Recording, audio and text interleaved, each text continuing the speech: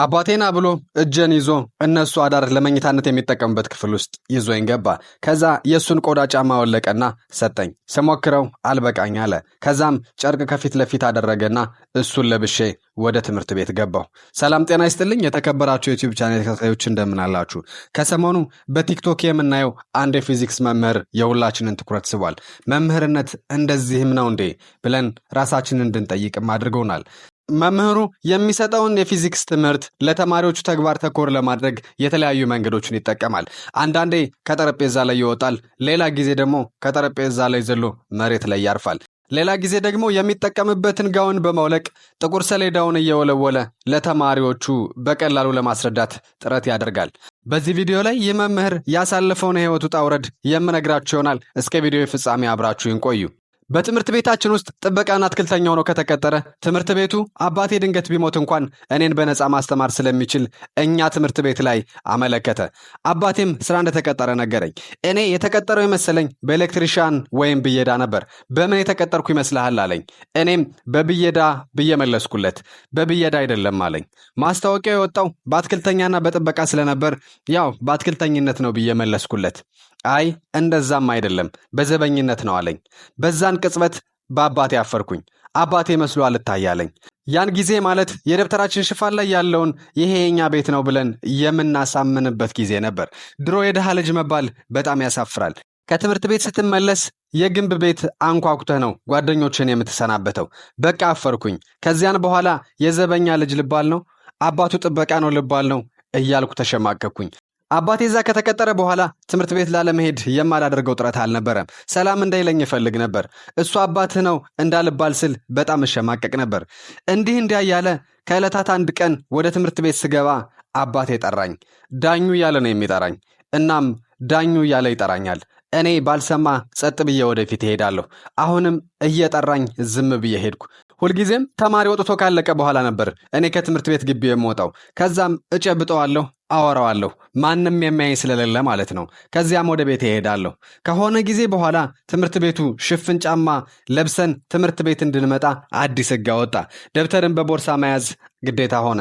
እኔ ቦርሳ ይዤ በስሊፐር ጫማ መጣሁ። ሌሎች ተማሪዎችም እንደኔ ነበሩ። ድንገት ዳይሬክተሩ መጣና እንዳታስገባቸው አለ። በአጋጣሚ ደግሞ በሰዓቱ የነበረው ጥበቃ የኔ አባት ነበር። እነዚህ ልጆች እንዳታስገባ መልስ ተባለ። ከዛ እሱም ሰብሰብ አድርጎ ወደ ጥግ ከወሰደን በኋላ ሁላችንንም ወደ ቤት አባረረን። ትንሽ ከተጓዝን በኋላ ዳኙ ብሎ ጠራኝ። እኔም ማን የሚጠራኝ ብዬ ዞር ስል እሱ ነበር የሚጠራኝ። ከዛ ለምን ይጠራኛል ብዬ ተበሳጨሁ። ና ብሎ እጄን ይዞ እነሱ አዳር ለመኝታነት የሚጠቀሙበት ክፍል ውስጥ ይዞኝ ገባ። ከዛ የሱን ቆዳ ጫማ ወለቀና ሰጠኝ። ስሞክረው አልበቃኝ አለ። ከዛም ጨርቅ ከፊት ለፊቱ ካደረግን በኋላ እሱን ለብሼ ወደ ትምህርት ቤት ገባሁ። በዚህ አጋጣሚ ነበር ለአባቴ ያለኝ አመለካከት 360 ዲግሪ የተቀየረው። አባቴ እኔን የሚያየው ከሌሎች ልጆች በተለየ ነው። እኔ ማለት ለካ ለአባቴ የተለየ ሆኝ ነኝ ብዬ ልቤ ተነካ። መማሪያ ክፍል በአባቴ ጫማ ገብቼ ተማርኩ። ፈተናም ነበርና እሱንም ተፈተንኩ። ከዛም ወጥቼ አባቴ ጋር አብሬው ረዥም ሰዓት ማውራት ጀመርኩኝ። የዛን ቀን ለአባቴ ያለኝ አመለካከት ተቀየረ። በትምህርት ቤቱ ሕግ መሰረት 6 ሰዓት ወጥተን ምሳ በልተን ነበር 8 ሰዓት ወደ ትምህርት ቤት የምንመለሰው። ከዛ በኋላ ምሳ ይዤ ሄድና ከአባቴ ጋር እዛው ትምህርት ቤት መዋል ጀመርኩ። ከዛም ጥብቅ የሆነ የአባትና የልጅ ፍቅር ያኔ ተጀመረ። ብዙ ጊዜ የእናት ፍቅር ይታያል፣ ይዳሰሳል። የአባት ፍቅር አይታይም። የአባት ፍቅር ምንም እንኳን የማይታይ ቢሆን ለእኔ ያኔ ገባኝ። እንዲህ እንዲያ ያለ 8ኛ ክፍል ገባሁ። በትምህርቴ በጣም ደካማ ነኝ። ትምህርት አልወድም።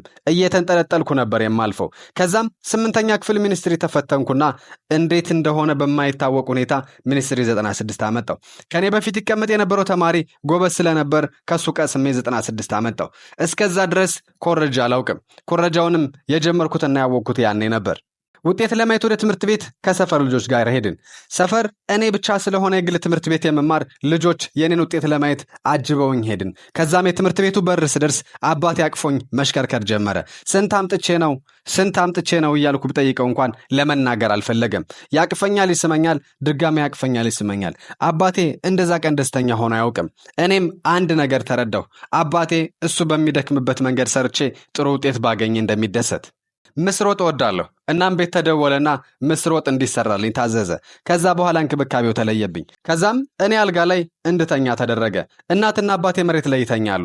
እኔ ግን ብቻዬን፣ ሌላ ሰው እንኳን አብሮኝ ተኝቶ ምቾቴን እንዳይቀንስ ተከለከለ። ታናሽ እህቴና ታላቅ ወንድሜ መሬት ላይ ይተኛሉ። እኔ ባልተኛ እንኳን እዛ አልጋ ላይ ሌላ ሰው አይተኛም። እኔ በምጠጣበት መጠጫ ሌላ ሰው እንዳይጠጣ ተከለከለ። ጉንፋን ታስተላልፉበታላችሁ እየተባለ የአባቴን እንክብካቤና ደስታ ካየው በኋላ በቃ ትምህርቴ ላይ መጠንከር አለብኝ ብዬ ወሰንኩ። እናም ሙሉ ቀን ከጠዋት እስከ ማታ የማሳልፈው ቤተ መጻሕፍት ውስጥ ነበር።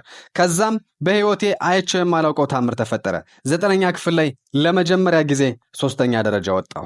የተከበራችሁ ዩቲዩብ ቻናል ተከታታዮች ታሪኩ ከተመቻችሁ ቪዲዮን ላይክና ሼር እንዲሁም ቻናሉን ሰብስክራይብ በማድረግ ቀጣይ ክፍሉንና ሌሎች መሰል ታሪኮችና ዘገባዎችን መከታተል ትችላላችሁ።